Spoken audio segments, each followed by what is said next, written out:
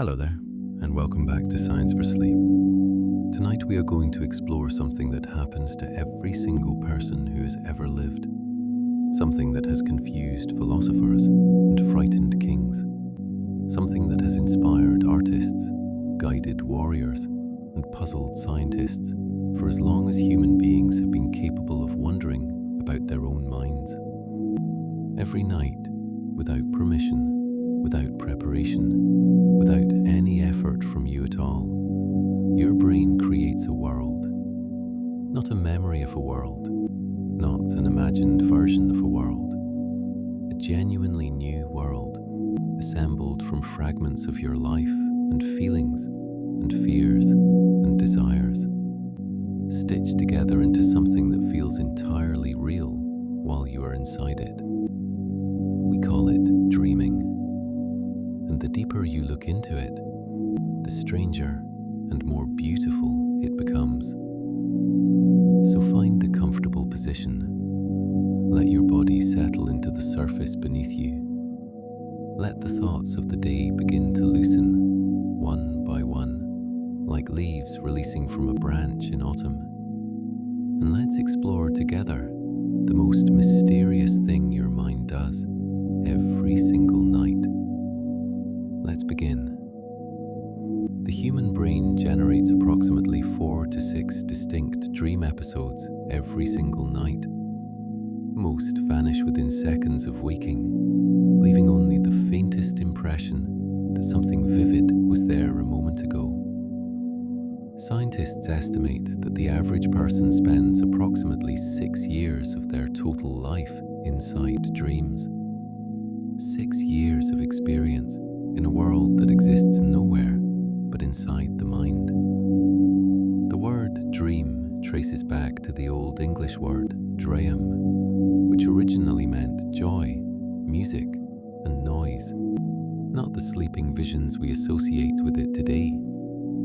The shift in meaning happened gradually, suggesting that for our ancestors, the experience of dreaming carried a quality of aliveness that felt like music.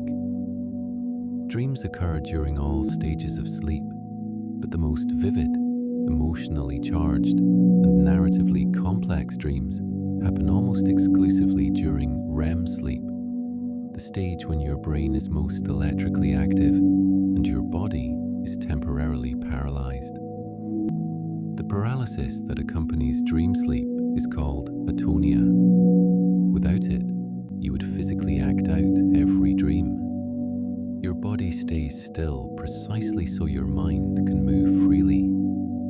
Despite centuries of study, no scientific consensus exists on exactly why we dream. It is one of the last great mysteries of neuroscience, a field that has mapped the human genome, detected gravitational waves, and reached the edges of the observable universe, yet cannot fully explain what happens behind your closed eyes each night. William Dement, one of the founders of modern sleep science, described dreams as a brief, quiet madness we allow ourselves every night.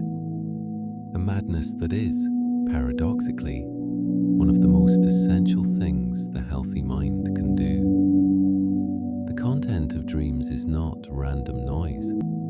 Studies consistently show that dreams tend to cluster around the things that matter most to the dreamer. Ongoing concerns, unresolved emotions, important relationships, and the preoccupations that occupy waking thought, even when the conscious mind tries to push them aside. Dreams cannot be ordered or controlled by the waking mind, yet they are not entirely beyond influence. The emotional tone of your last hour before sleep often shapes the emotional landscape of your first REM period. What you carry into the night tends to carry further. The experience of dreaming feels continuous and real from the inside. The dreamer rarely questions the reality of what they are experiencing while they are within it. The logical brain, which would immediately notice that you are flying or speaking with someone who died years ago is largely offline during dreams, which is precisely what makes them feel so completely, disarmingly true. The visual cortex, which processes everything you see while awake, is intensely active during dreaming. Your eyes are closed, no light is entering them, and yet your brain is generating imagery of remarkable vividness and complexity, drawing entirely from internal sources. The motor cortex, which controls your physical movements, activates during dreams in patterns that closely mirror actual movement. When you dream of running, the neurons associated with running are firing. The only reason your legs do not move is that the brainstem has disconnected the command from the muscles. The dream is physically real everywhere except in the body. The amygdala, your brain's emotional processing center, is among the most active regions during REM sleep. This is why dreams so often carry an intensity of feeling that waking experience rarely matches. Joy in a dream is a complete joy. Fear in a dream is a complete fear. The emotional system is running without the moderating influence of the rational brain. The prefrontal cortex, responsible for logic, self-awareness, and critical thinking, is significantly quieted during most dreams. This is why you can fly in a dream and find it entirely unremarkable. The part of your brain that would say this is impossible is not, in that moment, fully listening. Neuroscientists studying dreaming with functional MRI technology have found that the patterns of brain activity during vivid dreams closely replicate the patterns of actually experiencing the same events while awake. To the brain, a dream is not a simulation of experience. It may be a form of experience in its own right. The hippocampus, which encodes new memories, behaves differently during dreams than it does during wakefulness. Rather than recording new experiences, it appears to be replaying and integrating older ones, weaving recent events into the broader fabric of long-term memory. During dreaming, norepinephrine, the brain chemical most associated with stress, alertness, and the urgent quality of waking anxiety, is almost entirely absent. Scientists believe this absence is what allows the dreaming brain to process difficult emotional material without being overwhelmed by it. The fear is present. The stress chemistry that makes fear unbearable is not. The default mode network, a collection of brain regions that activates during self-reflection, imagination, and mind-wandering, is highly active during dreaming. Dreams may be, in part, the brain's most elaborate and unconstrained form of self-reflection. Research using electroencephalography shows that the electrical signature of the dreaming brain, with its fast, irregular, high-amplitude waves, is sometimes indistinguishable from the signature of focused, attentive wakefulness. The sleeping brain is not a quiet brain. It is a busy one, working on problems the waking mind has left unfinished. The brain generates the experience of dreaming without any external input. No sensory data is required. No light, no sound, no touch. The dreaming brain is entirely self-contained, drawing from its own stored representations of the world to construct an experience that feels as real as anything the waking senses can deliver. One of the oldest scientific theories of dreaming, proposed by psychiatrist Ernest Hartman, suggests that dreams exist primarily to process new information and emotional experiences. While the waking brain accumulates raw material, the dreaming brain integrates it, connecting new experiences to older memories and creating a more coherent, emotionally navigable inner world. Matthew Walker, neuroscientist and author of Why We Sleep, describes dreaming as a form of overnight emotional therapy. The brain, he argues, uses the unique neurochemical environment of REM sleep to revisit difficult emotional memories and strip them of their painful charge. The memory is preserved, but its emotional weight is softened.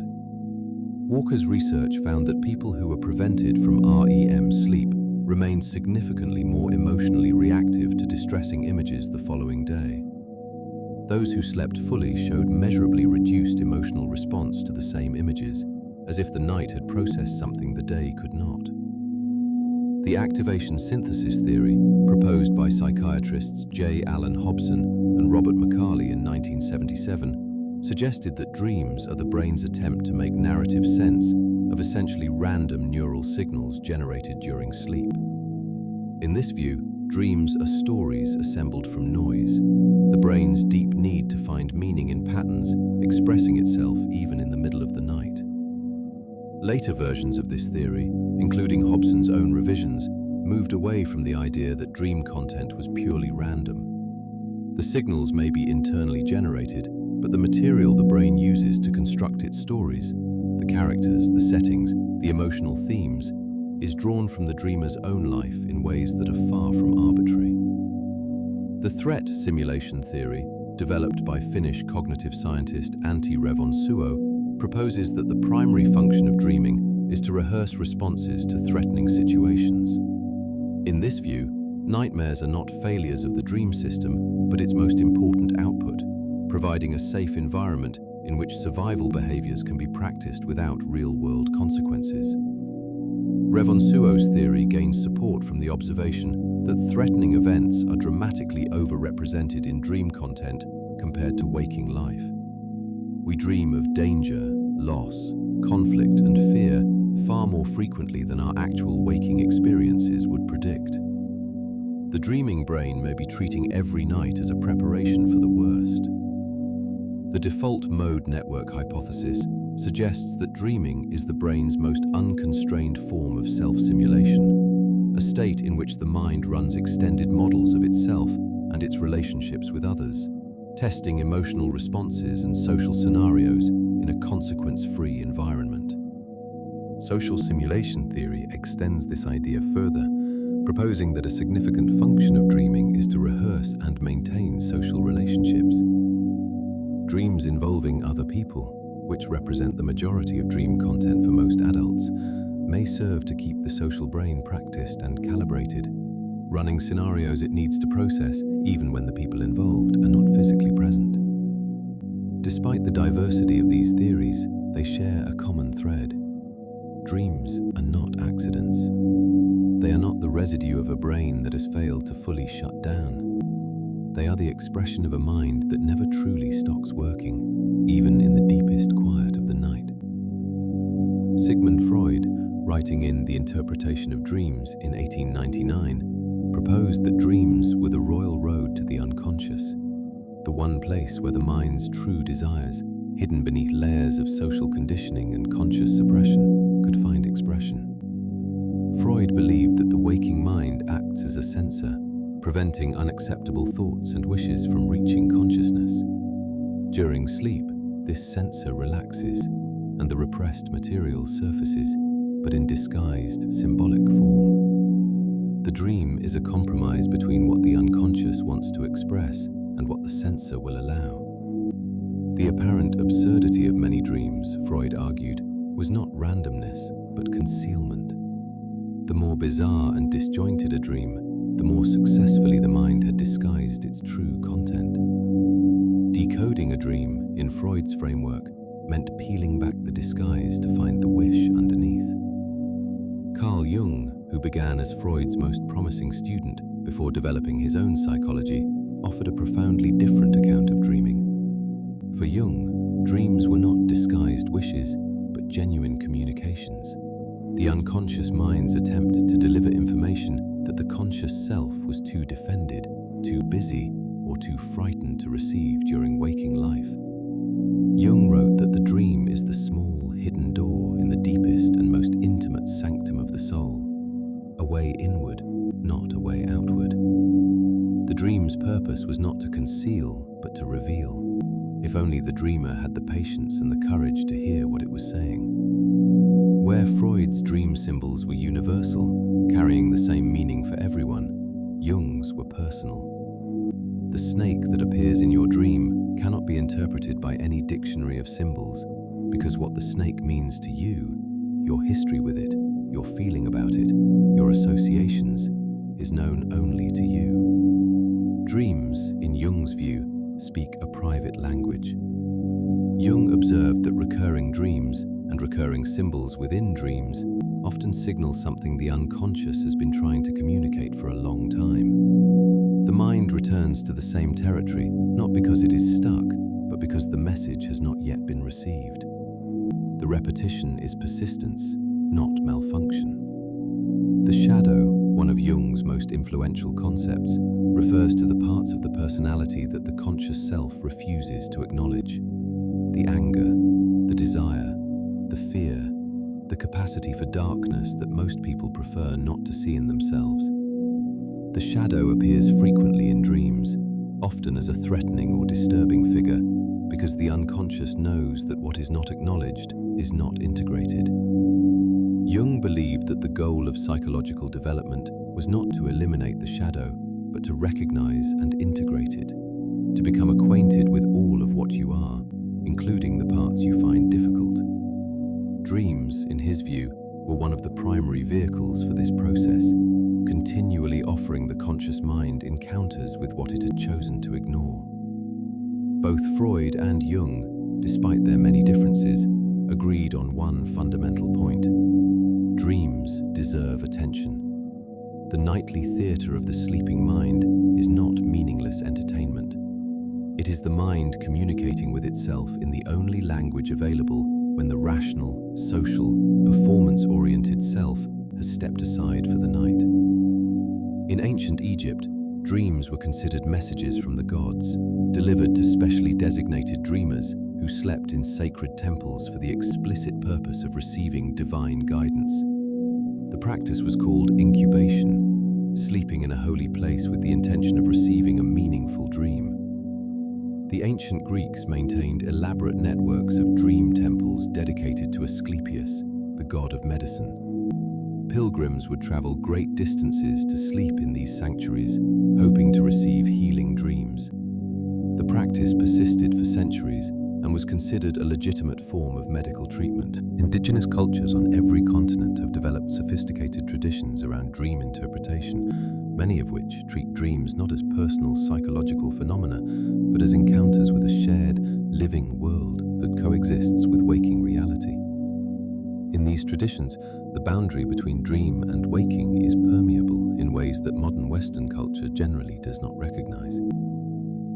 The Achua people, who live deep in the rainforests of Ecuador and Peru and have maintained their traditional way of life largely intact, hold a relationship with dreams unlike almost any other culture in the world.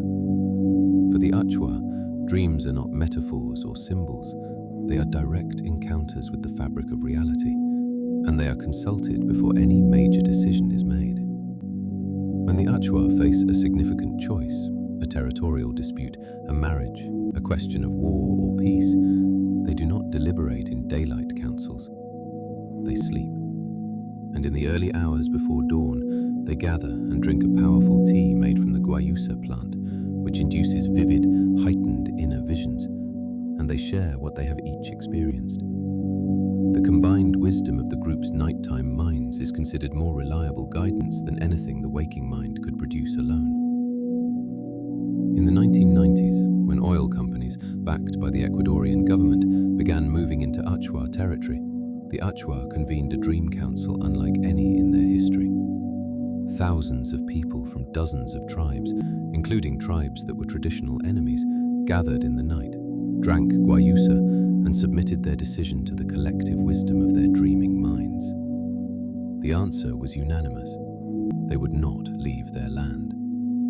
The resistance that followed ultimately stopped the drilling. An ancient dreaming practice may have preserved one of the most biodiverse rainforests on Earth. The Iroquois nations of North America treated dreams as expressions of the soul's desires, desires that, if left unfulfilled, could cause illness. Dream festivals were held in which community members were obligated to help each other fulfill the wishes revealed in dreams, whether literal or symbolic. Failing to honor the soul's desires was considered a form of self-betrayal with real physical consequences. In the Islamic tradition, Dreams are divided into three categories: true dreams from God, dreams from one's own thoughts and concerns, and disturbing dreams from harmful influences. True dreams are considered a continuation of prophecy and are taken seriously as a source of guidance. In the Talmudic tradition of Judaism, dreams are said to contain within them both meaningful messages and meaningless content, and that a dream not interpreted is like a letter not read. The process of interpretation itself, the act of turning attention to the dream, was considered part of the dream's function, an invitation to reflect. Across all of human history, in every culture and on every continent, one thing is consistent. Dreams have never been dismissed as nothing. The idea that the nightly visions of the sleeping mind are simply random noise represents one of the briefest and most geographically limited perspectives on dreaming that human beings have ever held. Dream content is not random. Studies of large dream journals have identified consistent patterns in what people dream about across cultures and demographics.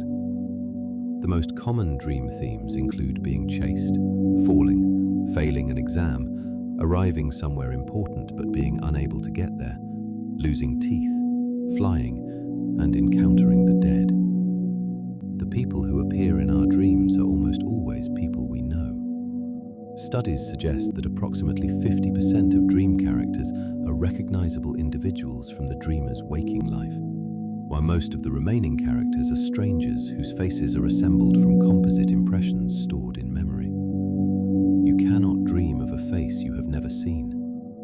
Every face that appears in a dream, even those of strangers, is assembled from fragments of actual faces encountered during waking life. The sleeping brain does not invent physiognomy from nothing. It recombines what it already has. Color in dreams is reported by approximately 75 to 80% of dreamers, a figure that has increased significantly since the mid-20th century. Studies conducted in the 1950s found that far more people reported dreaming in black and white. One proposed explanation is that the widespread adoption of color television changed the brain's default visual expectations, and dreaming followed. Recurring nightmares often carry identifiable themes that persist for years or even decades. For many people, a particular dream, being chased, being unprepared for an exam, losing control of a vehicle, returns reliably throughout their lives, evolving slowly over time in ways that sometimes mirror the evolution of their fears and concerns.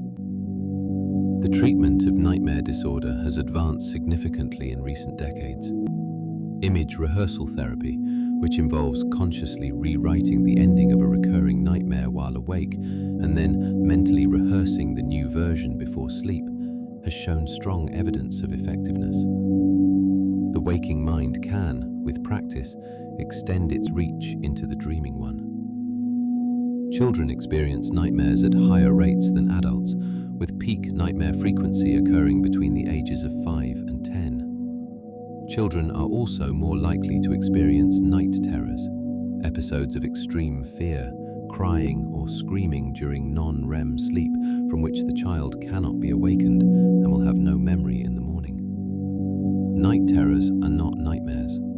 They are more primitive, arising from a different part of the brain. Despite their unpleasantness, nightmares may serve important adaptive functions. They keep the threat simulation system calibrated.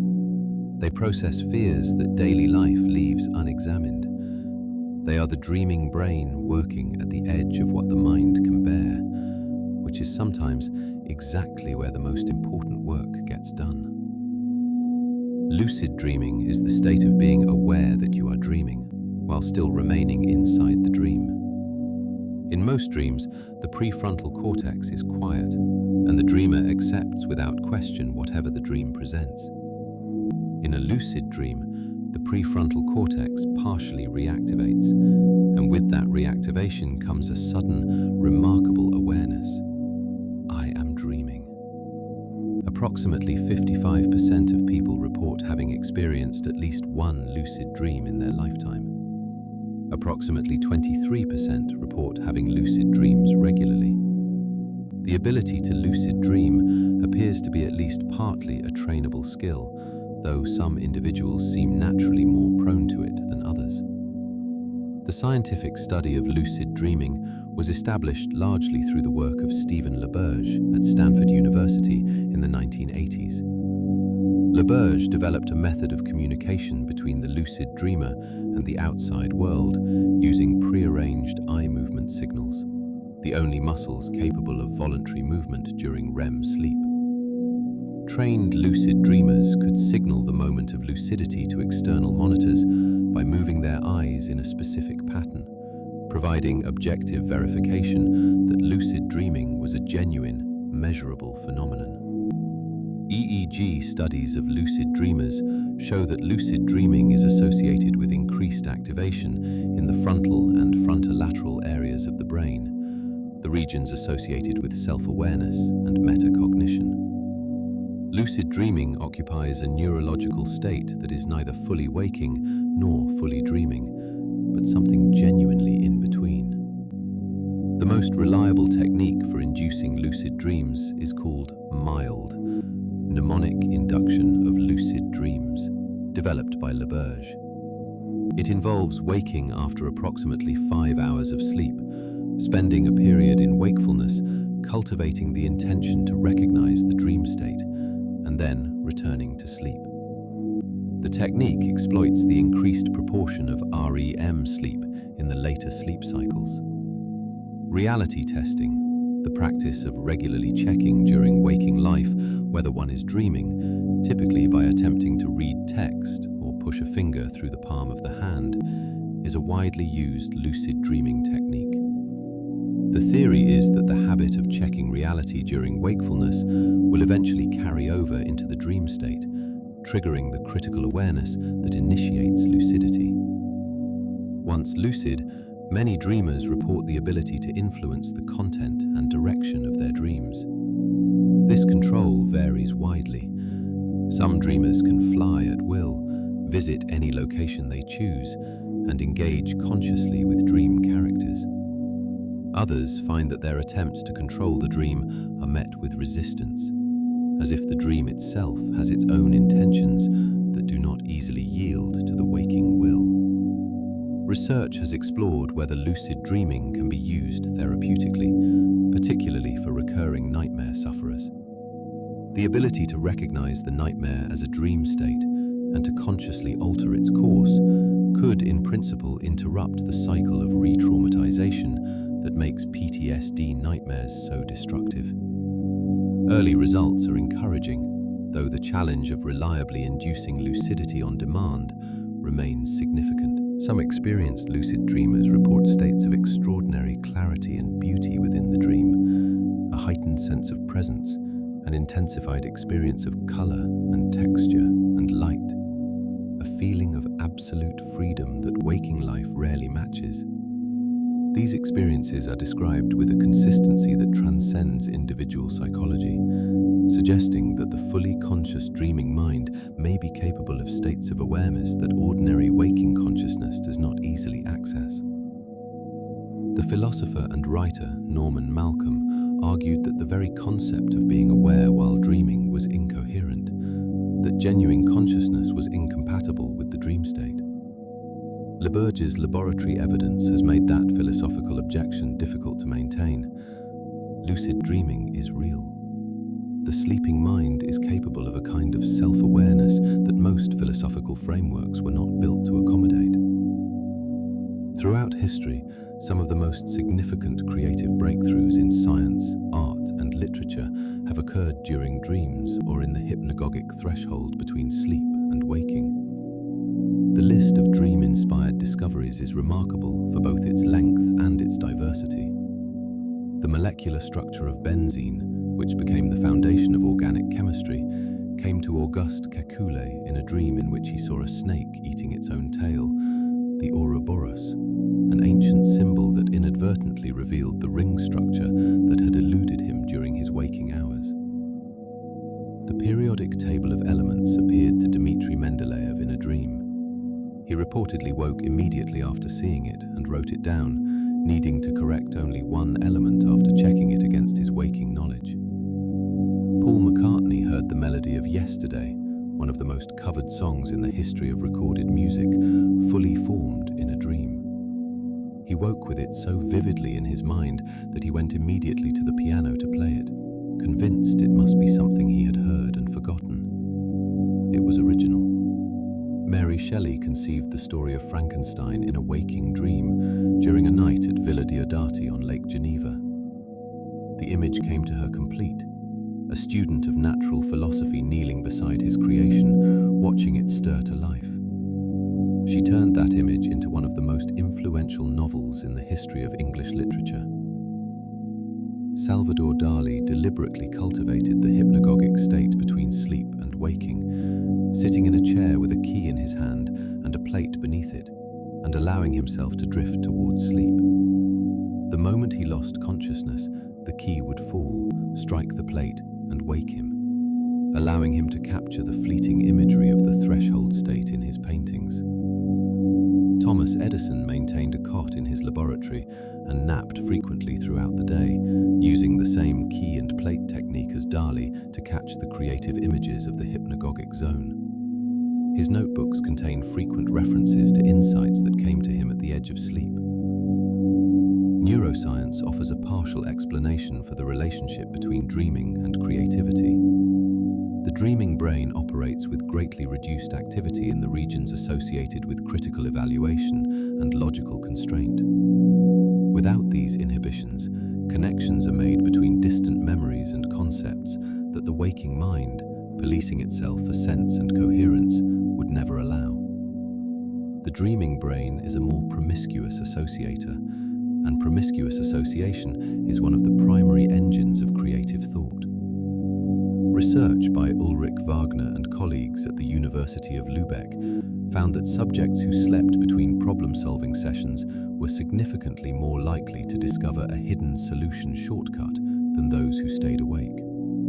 The sleeping brain was not merely resting between attempts, it was working on the problem by different means, and it was better at finding elegant solutions than the waking mind that had been consciously laboring at the same task. The relationship between sleep and creativity is not incidental, it is structural. The brain that has not slept cannot make the unusual connections, cannot break the habitual frameworks, cannot produce the unexpected leaps that define creative thought at its most generative. Sleep is not the interruption of the creative life. For many people, it is its deepest source. Every night, you enter a world that no one else can visit. A world with its own geography, its own characters, its own physics, its own emotional weather. A world that is yours entirely, built from the materials of your life, filtered through the particular lens of your history and your longing and your fear. This world does not persist. It dissolves at the threshold of waking, leaving traces and fragments, and sometimes not even those. But while you are inside it, it is as real as any world you will ever inhabit. Scientists can now observe the dreaming brain from outside the skull. They can measure its activity, map its regions, track its waves, and in some cases, using advanced imaging techniques, reconstruct rough approximations of the images the sleeping brain is generating. The dream, once entirely private, has begun to become partially visible. And yet the experience remains unreachable. The technology can show where the brain lights up. It cannot show what it feels like to stand in a field that exists only inside a sleeping mind, or to hear the voice of someone you have lost speak your name in a dream, or to feel the specific joy of flight that the dreaming brain generates so effortlessly and the waking world so completely denies. There are people who do not remember their dreams and wonder whether they dream at all. They do. Every human brain with normal sleep architecture generates REM sleep, and with REM sleep comes dreaming. The forgetting is not a failure of dreaming, but a failure of the transition to waking, the narrow window in which dream content can be transferred to accessible memory before it fades. The science of dreaming is young. The first systematic sleep laboratory was established only in the 1950s. REM sleep was discovered in 1953. The neural mechanisms of dreaming are still being mapped. The theories of what dreams are for remain contested. In the largest sense, we are still in the early chapters of understanding what happens every night behind closed eyes. Carl Jung wrote that the dream is the small hidden door in the deepest and most intimate sanctum of the soul. He believed that what arrived during sleep, unbidden, unedited, uncontrolled, was closer to the truth of a person than almost anything they produced in waking life. The dreaming mind, he argued, knows things the waking mind will not allow itself to know. Whether or not you hold that view, there is something worth noticing about the simple fact of dreaming. Every night, the mind you use to navigate the world, to make decisions, to maintain your relationships, to understand yourself, withdraws from all of that and goes somewhere else. Somewhere private, somewhere governed by different rules, somewhere you cannot bring other people and cannot be followed. What happens there matters, not necessarily in the way that ancient traditions believed, not as prophecy or divine message, though these ideas have their own dignity and their own long history, but as evidence that the mind is larger than its daily activities suggest, that there are rooms inside you that waking life never enters, that the self you show the world is not the only self you have. And perhaps the most remarkable fact of all is this: tonight, without any help from you, without any effort or intention, your brain will do it again. It will wait for you to grow still. It will move through its quiet cycles, and somewhere in the early hours, in the deepest quiet of the night, it will open the door to a world that exists only for you. You do not have to do anything to deserve it. You do not have to prepare. You only have to close your eyes and trust the mind that has been taking care of you all along. Those were 100 facts about dreams. And now, the most natural thing in the world. Your body is still. Your breathing has found its rhythm. The thoughts of the day, which arrived with such urgency this morning, have grown soft and distant. Somewhere in the hours ahead, the world you know will step aside, and another world will begin. One that belongs entirely to you. One that no one else will see. It is already waiting. Your brain already knows the way. All you have to do is let go. Sleep well. Science for Sleep will be here when you return.